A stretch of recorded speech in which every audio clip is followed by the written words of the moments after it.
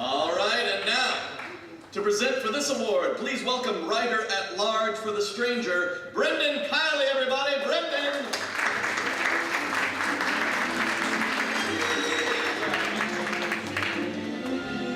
Good evening, ladies and gentlemen.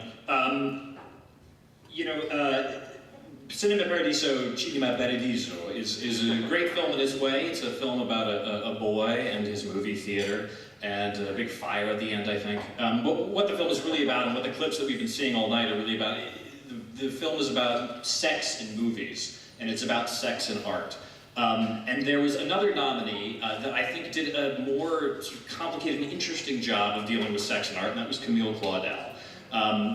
I have a very selfish relationship with this film, Camille Claudel. When I was a boy of a certain age, I had a relationship with a woman that was perhaps closer than my parents would have wanted, or her husband would have wanted, or the school board would have wanted.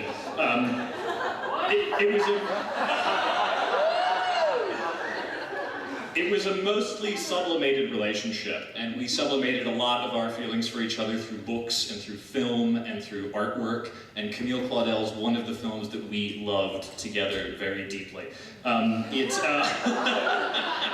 We poured a lot of ardor into that film.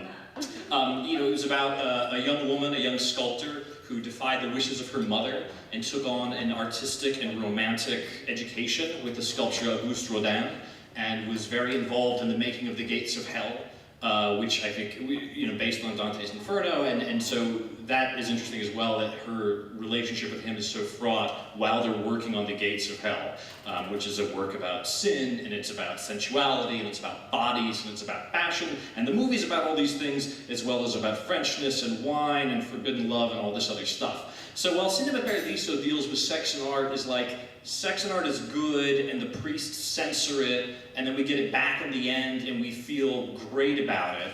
I think the relationship between sex and art is a lot more complicated and a lot more fraught. At the end of Camille Claudel, our heroine Camille Claudel goes fucking nuts over love and over art.